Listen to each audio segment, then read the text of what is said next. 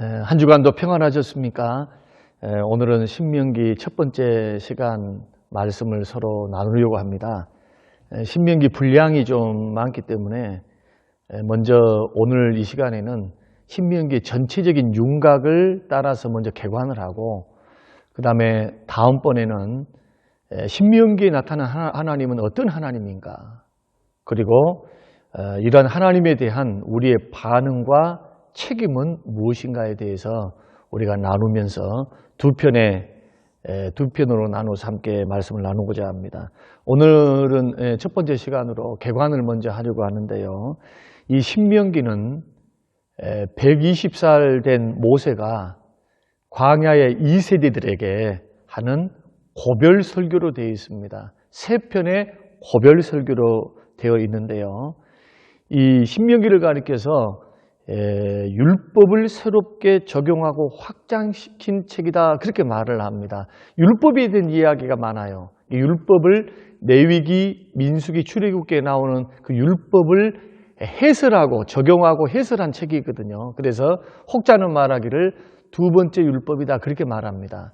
두 번째 율법이라 해서 율법이 다른 율법이 아니고 출애굽기, 레위기, 민수기에 나오는 그 율법들을 재해석하는 것, 확장시킨 말씀이다, 이렇게 보면 되겠습니다. 그리고 이 신명기의 무대는 저번 시간에 지도에 설명해 드린 것처럼 모압 평지에서 한 달 동안 머물면서 쓰여진 말씀이고요. 가나안 땅에 들어갈 그런 광야의 2세대들에게 하나님의 마음, 하나님의 기대, 그리고 과거를 또한 회상하면서 너희의 아버지, 어머니 세대가 이렇게 실패했던 것들을 봐봐라, 실패했던 그 이유들이 있지 않냐 하면서 주로 율법에 대해서, 순종에 대해서 강조하고 있는 말씀이 바로 신명기 말씀입니다. 이 주제어는 뭐냐 하면은 언약 갱신입니다.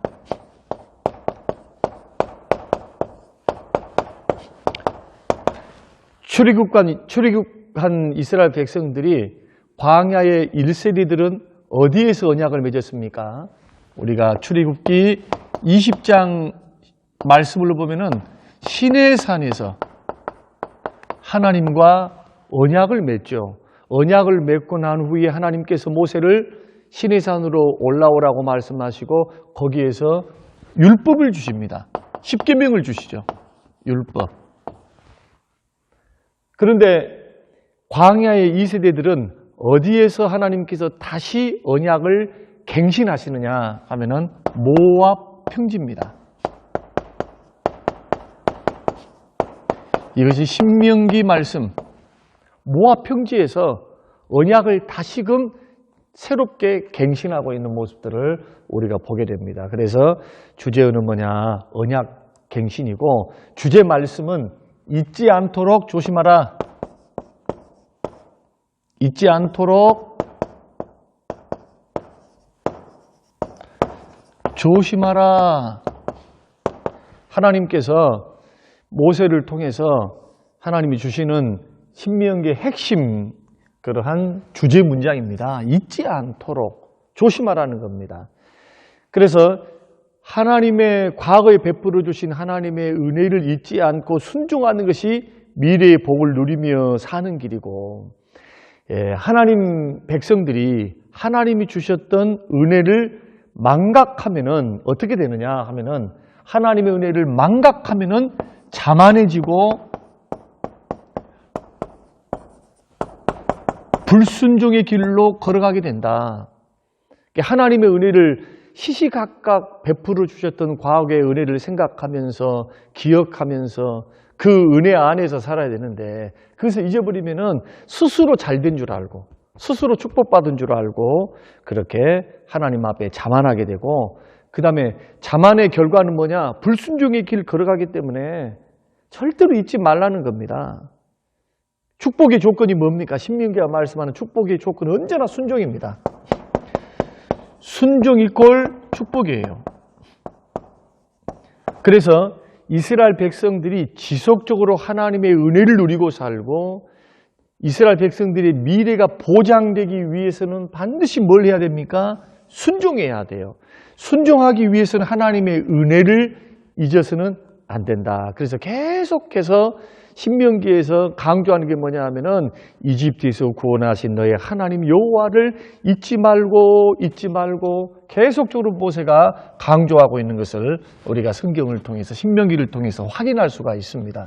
그래서 이러한 신명기는 굉장히 많은 장을 기록하고 있는데 크게 개관을 해보면은 큰 그림으로 우리가 삼을 수 있는 부분이 세 부분인데요.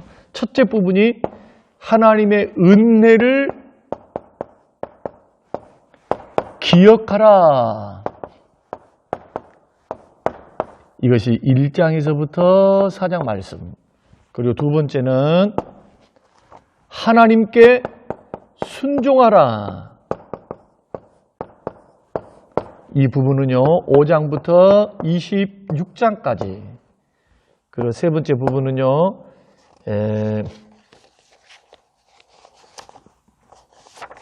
순종하면 축복이고,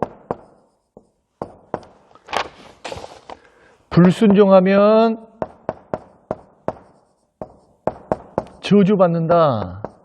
이것이 27장부터 34장까지 말씀입니다. 제가 서두에서 말씀드릴 때 신명기는 세 편의 고별설교, 모세의 고별설교라고 했죠. 그래서 1장과 4장이 첫 번째 설교고 5장부터 26장이 두 번째 설교, 3장, 그 다음 27장부터 34장이 세 번째 설교인데 이 1장 첫 번째 설교에서는 과거를 회상합니다. 과거 회상. 어떤 과거를 회상하느냐 하면은 하나님께서 이스라엘 백성들에게 하셨던 과거의 일들을 돌아보면서 이스라엘 백성들에게 광야의 1세대들에게 교훈을 주는 말씀이고, 그 다음에 이 두 번째 설교는 하나님의 이스라엘 백성들을 향한 하나님의 기대가 뭐냐, 이 기대를 설명을 해요. 이 기대를 설명할 때 주로 설명하는 것이 뭐냐 하면은 율법에 순종하라 해서 이 두 번째 부분에는 율법에 대해서 쭉 해서 네 가지로 설명을 쭉 해놓고 있는 모습들을 보게 됩니다. 그리고 마지막 세 번째 설교에서는 순종은 축복, 불순종은 저주다라고 하는 이 것에 대해서는 하나님께서 미래 행하실 일, 하나님이 이스라엘 백성들 미래에 행하실 일이 뭔가, 미래의 일들에 대해서 하나님께서 말씀하시는 것으로 이렇게 큰 그림을 그릴 수가 있습니다. 그러면 이제 구체적으로 좀 살펴보는 게 좋겠죠. 구체적으로 우리가 한번 살펴보겠습니다. 성경을 좀 1장부터 4장을 개관하면서 살펴보는 것은 여러분들이 계속해서 이 설교를 듣고 강의를 들으면은 성경을 읽는 효과가 있겠죠. 성경을 그냥 읽는 것이 아니라 순서대로 쭉 해서 개관하면서 읽는 효과가 있으니까 여러분들이 개관 설교는 한 번 듣고 말지 마시고 두 번 들어보고 또 시간 날 때마다 한번 들어보시면은 여러분들이 이제 통독을 할 때 아, 그렇구나, 이런 내용이 흘러가고 있구나 하는 것을 여러분이 윤곽을 잡을 수 있으리라, 그렇게 생각을 합니다. 그럼 1장부터 진행 과정을 쭉 보면은 이 출발을 할 때 가데스 바네아에서 모압 평지로 출발을 할 때, 시내산에서 가데스 바네아로, 과거를 회상하는 것이라 했죠. 시내산에서 가데스 바네아로 출발을 할 때 제일 먼저 했던 것이 뭐냐 하면은 이 수령을 세우는 겁니다. 수령, 지도자. 그래서 각 지파 중에 지혜가 있고 지식이 있고 인정받는 사람들을 너희들이 각 지파별로 한 사람 뽑아라. 그러면 내가 그 사람을 수령으로 삼아서, 그러니까 수령을 삼는 것, 뽑는 것을 각 지파에게 맡긴 겁니다. 그래서 수령을 삼고 이 수령이 모세를 돕는 자로 등장을 하게 되죠. 이렇게 해서 1장 3절에서 이 명령을 하게 되고, 수령을 세운 다음에 어디로 행진하느냐? 가데스 바네아로 행진을 해요. 이까지 시내산에서 가데스 바네아까지 며칠 걸린다고요? 11일 걸리고요. 세 번째로 가데스 바네아에서 세 번째로 이 가데스 바네아에서 12정탐꾼을 보내고 40일 동안 정탐하게 하죠. 그리고는 10명이 부정적인 보고를 하니까 이스라엘 백성들이 애굽에 매장지가 없어서 여기서 죽게 하느냐 하면서 원망불평, 하나님을 향하여 원망불평하고 모세와 아론에게 돌을 들어 치려고 했습니다. 이 불순종과 거역, 이 사건을 하나님이 기점으로 해서 하루를 1년으로 삼아 40년 동안 징계를 내요. 하나님 심판하십니다. 그런데 이 심판만 있는 것이 아니고 이 신명기가 보여주고 있는 심판이 뭐냐 하면은 여기에서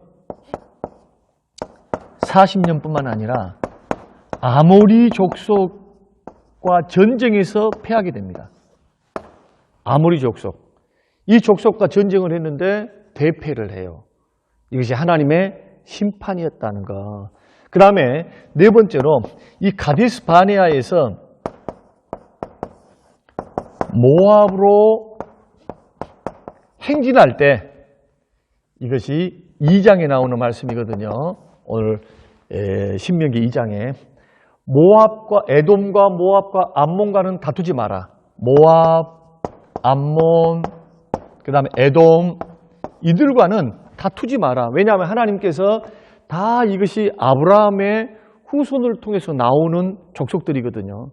아브라함과 아브라함의 조카 롯의 후손들이죠. 모압과 암몬은요. 다 혈육으로 묶어있기 때문에 이들에게 하나님께서 뭘 주셨느냐 하면 분깃을 줬다. 땅, 터전을 주셨다. 그러므로 그 터전을 손대지 마라. 그래서 이스라엘 백성들이 모압 평지, 가데스 바네아에서 모압 평지로 올라갈 때 에돔을 질러서 정복하지 않고 빙 둘러서 그렇게 갈 수밖에 없었습니다. 하나님 명령이 있었어요. 그 다음에 다섯 번째로 보면은 요단 동편 지역을 정복하라. 여기는 뭐가 있었느냐 하면 아모리 왕. 아까 아모리 대패했다고 하죠. 아모리. 여기는 광야 1세대이고 광야 1세대의 실패고 여기에서는 광야 2세대들이 올라가면서 아모리를 정복을 하고 그 다음에 바산을 정복해서 이 동편을 누구에게 분배를 해주냐 하면은 가나안 동쪽이 되겠죠.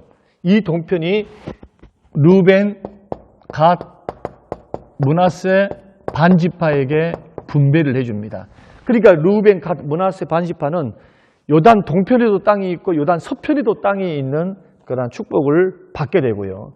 그 다음에 1장부터 4장까지 4장에서 마지막 여섯 번째로 여호수아를 지도자로 삼고 출발한다.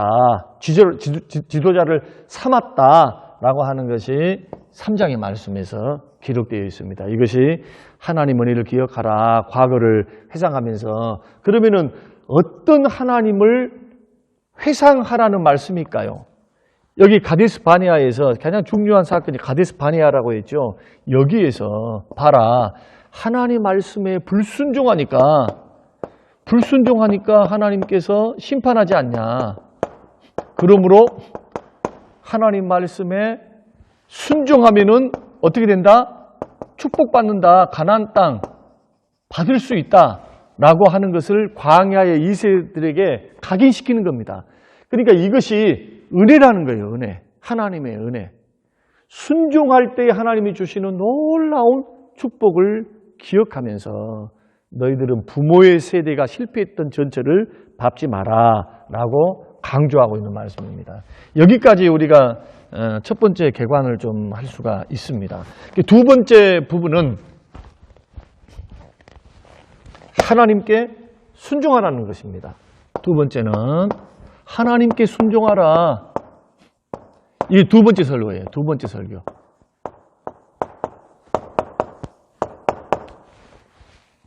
자, 이것이 5장부터 6장까지 말씀이거든요. 그런데 이 두 번째 부분은 주로 무슨 이야기냐 하면 율법 이야기입니다. 율법. 어떤 법? 도덕법, 제사법, 시민법, 사회법. 하나씩 다 살펴보겠습니다만은 이 네 가지 법에 대해서 적용하고 확대해서 적용을 시켜요. 그래서 이 순종은 뭐에 대한 순종이냐 하면은 율법에 대한 순종을 말합니다. 하나님 말씀 순종. 이것이 이스라엘 백성들을 향한 거룩한 백성들로 살 수 있도록 하나님께서 기대하시는 하나님의 기대다. 하나님의 기대는 하나님 말씀을 통해서 거룩하고 구별된 이방인과 구별되고 또 다른 민족과 구별되는 하나님이 거룩하시니까 하나님의 자녀들도 백성들도 거룩하기를 원하시는 하나님의 놀라운 기대가 숨어 있어요. 그러니 예수 믿고 구원받을 때는 율법이 필요가 없죠. 율법은 죄를 깨닫게 하는 것이고 죄를 정죄하는 일들을 하고 율법은 몽학 선생에 대해서 갈라디아서 말씀 보면 몽학 선생에 대해서 이 율법이 자꾸 그리스도께로 인도하죠. 아, 나의 힘으로는 도대체 율법 지킬 수 없다. 율법 지켜서 나는 천국 갈 수가 없고 영생 얻을 수 없고 죄사함 받을 수 없다. 이 무능력한 자기의 무능력한 것만 깨닫게 되거든요. 그래서 내가 구원받기 위해서는 예수 그리스도의 피가 필요하구나 해서 더 적극적으로 그리스도께로 향하게 하는 역할만 할 뿐이에요. 구원의 도구는 될 수가 없다. 그러나 예수 믿고 구원받고 난 후에 우리들이 하나님의 기대하심, 하나님의 뜻대로 살아갈 그런 삶을 살아갈 때는 이 율법의 제3용도다 그렇게 말을 해요.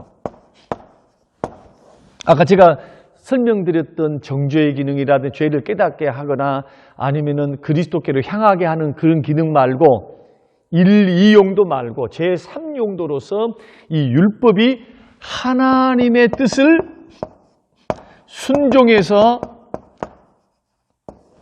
하나님을 기쁘시게 하고 하나님의 거룩함을 닮아가는 도구가 뭐냐 하면은 바로 율법이라는 거예요, 율법. 그래서 오늘날도 율법은, 자, 제사법은 예수 그리스도께서 완성하셔버렸죠. 시민법과 사회법도 완성하셨어요. 도덕법은 지금도 남아 있습니다. 우리가 지키고 살아가야죠. 도덕법이 10계명입니다. 엄밀한 의미에서 제사법은 폐지가 됐고 시민법과 사회법도 그 당시에 주어진 법이기 때문에 오늘날 우리에게 예수 그리스도 십자가의 완성 후 구속을 통해서 이미 폐지가 되었고 완성이 되었기 때문에 이것은 우리가 레위기 말씀대로 지키지는 않죠. 그러나 뭔 남아있을까요? 뭐는? 이 율법의 제사법, 시민법, 사회법에 대한 정신은 남아있어요. 정신. 제사는 예배에 대한 것이고 시민법, 사회법은 우리가 어떻게 사회생활을 해야 하는가. 그리고 특별히 시민법과 사회법에 있어서는 약자를 보호하고 이웃을 사랑해야 되고 노예라 할지라도 또 빚쟁이라 할지라도 7년 끝에는 반드시 빚을 탕감해 줘야 되고요. 그 다음에 노예들도 7년에는 반드시 놓아 보내줘야 돼요. 그러니까 이런 하나님의 놀라운 이 세상을 살아갈 때 약자들과 이웃들을 어떻게 사랑해야 될 것인가에 대한 너무나 주옥 같은 말씀들이 숨어 있습니다. 이런 정신, 이웃 사랑의 정신, 제사법을 통해서는 하나님 사랑에 대한 정신은 우리가 이어받아야 돼요. 이게 율법의 제3용도입니다. 그리고 도덕법은 말할 필요가 없죠. 십계명은 두말할 필요가 없어요.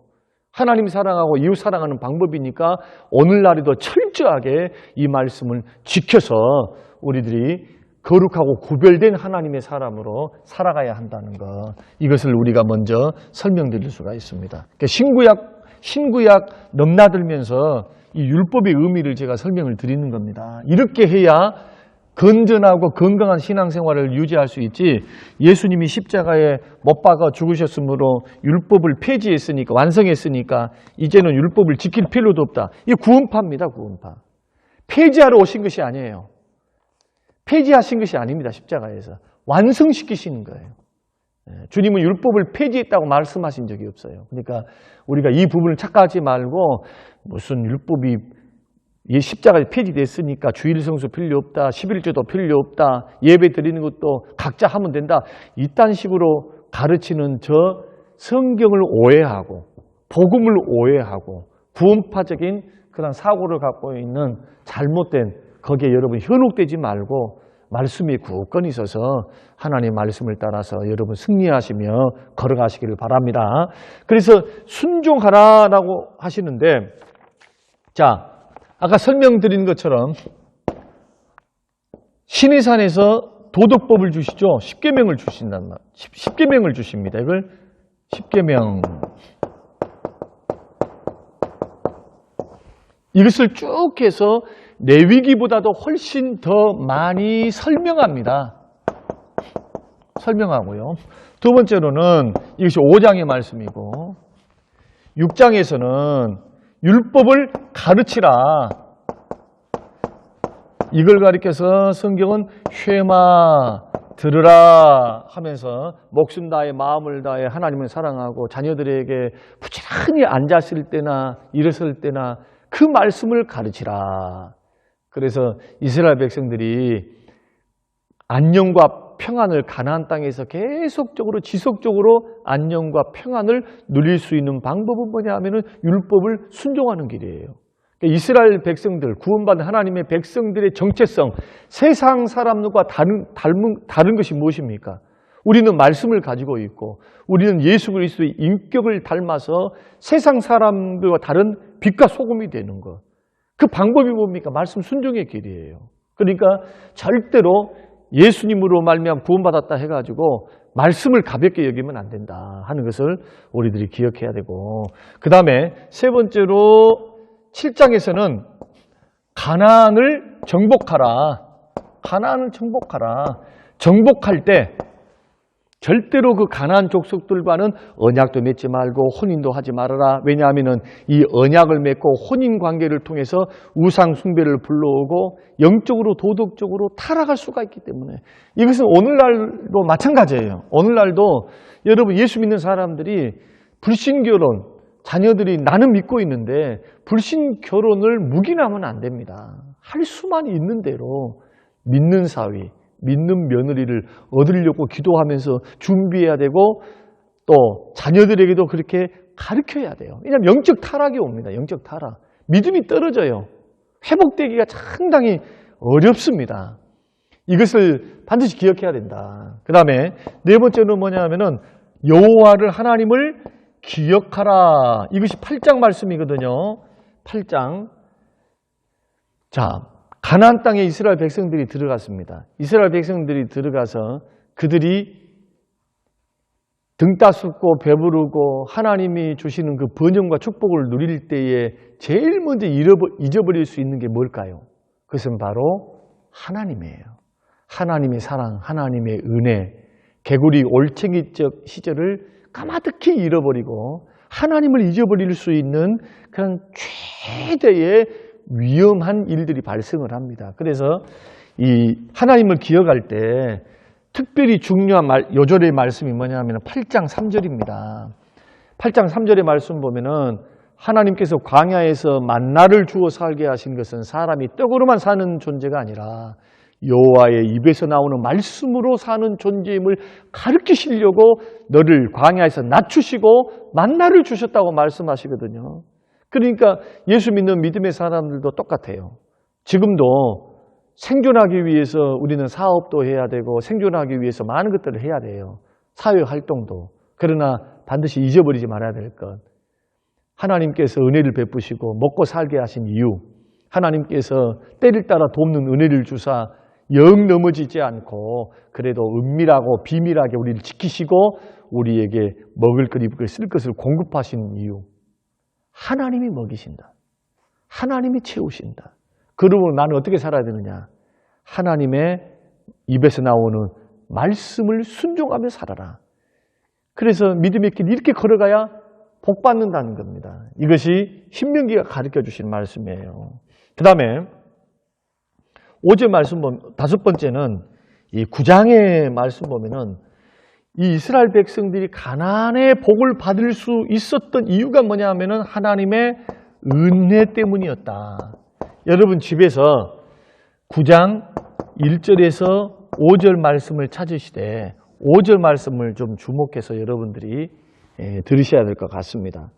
자, 가나안 땅에 높은 성벽이 있고 아낙 자손들이 있고 가나안 땅을 물리칠 수 있는, 이스라엘 힘으로는 물리칠 수 있는 그런 능력이 없었습니다. 그런데 왜 하나님께서 가나안 땅을 허락하셨느냐 하면은 조상에게 약속한 언약 때문에, 또 그 언약을 행하시는 하나님의 신실함 때문에 하나님께서 이 가나안 땅을 이스라엘 백성들이 허락하셔요. 그래서 가나안 땅에 들어갈 때 이스라엘 백성들이 먼저 들어가는 것이 아니라 하나님이 먼저 들어가셔서 간담을 놓게 만들어요. 여리고 사건. 두렵고 떨게 만들어요. 심리적으로 이미 가나안을 정복한 거나 다름없도록 하나님이 강력하게 큰 능력으로 정복하게 하시거든요. 하나님이 도우신 겁니다. 그런데 이 가나안의 축복을 받을 수 있었던 이유는 어디서 찾느냐? 성경 9장 1절에서 5절 말씀 보면은 언약을 지키시는 하나님의 신실함, 언약에 신실하신 하나님의 은혜 때문이다 하는 것. 조상들에게, 아브라함에게 하셨던 그 언약을 지키시려고 하시는 하나님의 신실하신 그 은혜 때문이었다 하는 것을 여기서 설명해 주고 있습니다. 그러면서 6번째는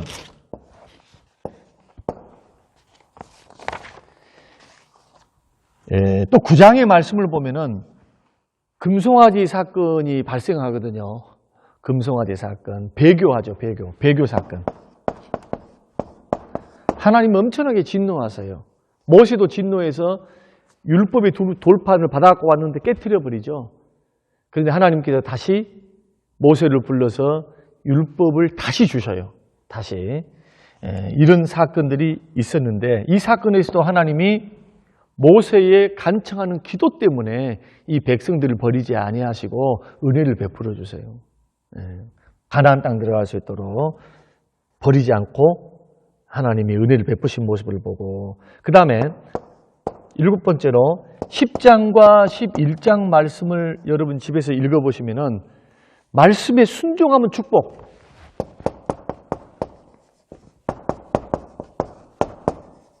불순종하면은 저주. 계속해서 설명을 10장부터 11장까지 하나님이 말씀을 계속 하시거든요. 그런데 놀라운 것은 이 말씀에서 하나님의 말씀을 순종하는 것이 곧 뭐다? 하나님을 사랑하는 것이다. 그러니까 하나님을 사랑하는 방법이 뭐냐 하면은 하나님 사랑은 뭘로? 사랑은 말씀 순종으로.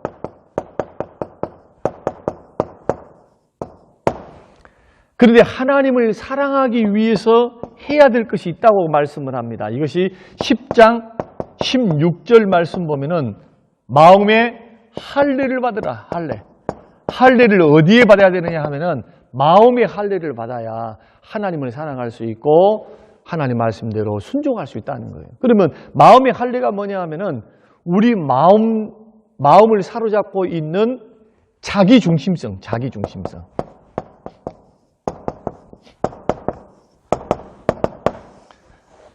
여러분, 저와 여러분도 지금도 예수 믿고 있지만은 믿음으로 구원받은 하나님의 자녀로 살고 있지만은 말씀 순종하기 쉽습니까?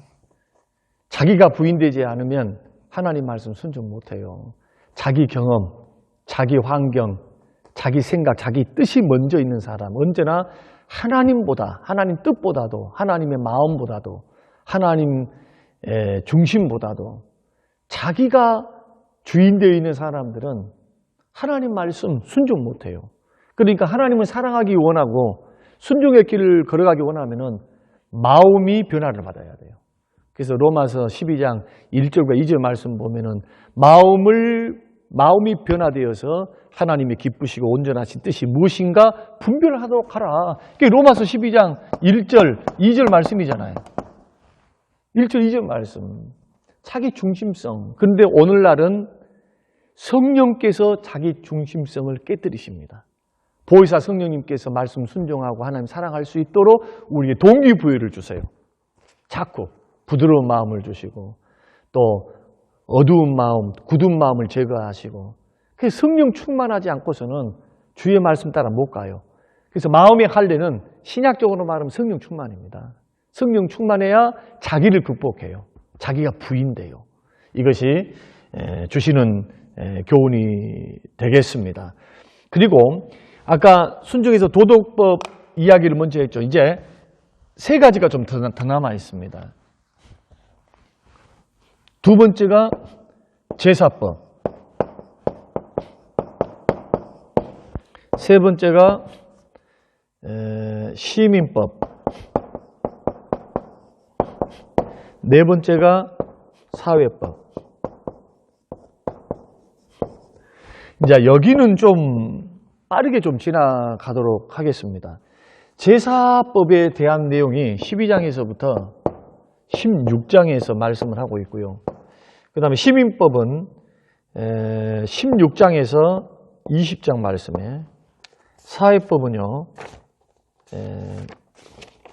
21장에서 26장에 주시는 말씀이거든요. 아까 우리가 도덕법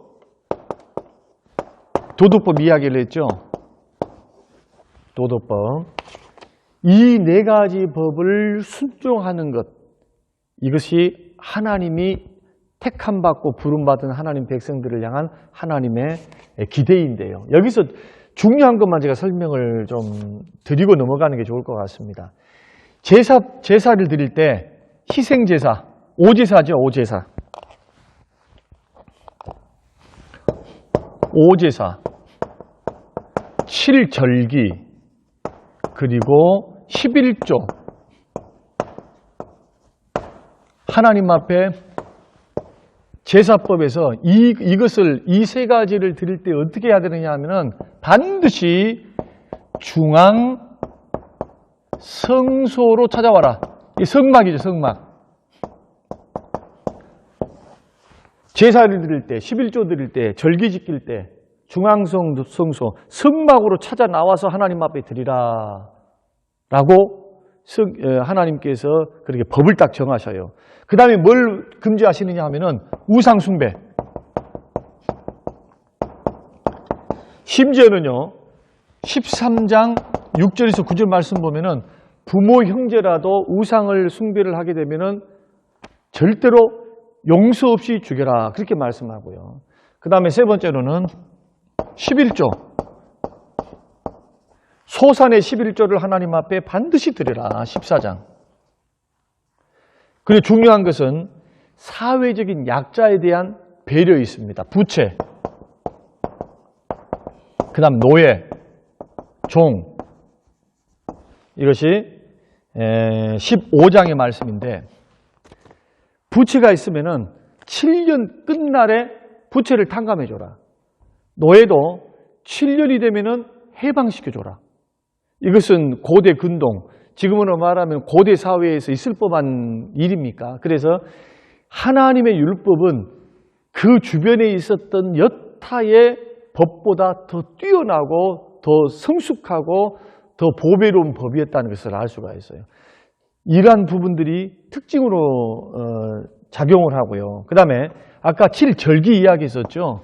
7절기는 반드시 성막으로 찾아와서 7절기 가운데서 3대 절기, 성막으로 3대 절기. 유대인들의 3대 절기 하면은 6월절, 7.7절, 초막절은 반드시 어디를 찾아와야 되느냐 하면은 성막으로 와야 돼요. 그리고 솔로몬 성전이 세워졌을 때도 성전을 향해서 6월절, 7.7절, 초막절에는 반드시 와야 됐습니다. 만약에 오지 않으면, 절기를 지키지 않으면 이스라엘 총회에서 끊어지는 거예요. 쉽게 말하면 지금 우리식으로 말하면은 너는 구원에서 탈락했다 있다라는 것이 이 말씀이 되겠습니다. 우리가 이렇게 제사법을 우리가 좀 살펴보았고요. 그 다음에 시민법.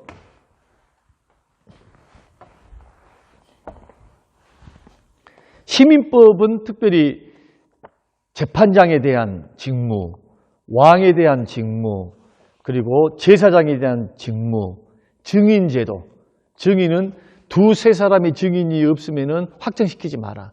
한 사람 말만 듣지 말고 두세 사람이 증인이 있어야만 반드시 그 죄를 확정 지을 수 있다는 것.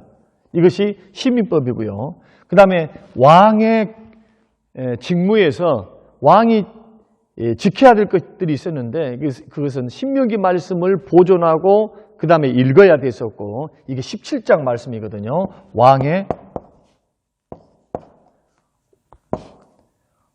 왕이 지켜야 될까? 왕이 지켜야 할 일이에요. 이게 왕이 의무라고 할 수가 있죠. 이것이 17장에. 그리고 왕이 자격 조건, 그 자격 조건이 4가지인데 백성 중에서 왕을 뽑아야 되고 병마를 많이 두지 말고 아내를 많이 두지 말고 은금을 많이 쌓아두지 마라. 그런데 이 왕의 자격 조건을 어긴 왕이 있죠. 솔로몬 왕입니다. 솔로몬 왕.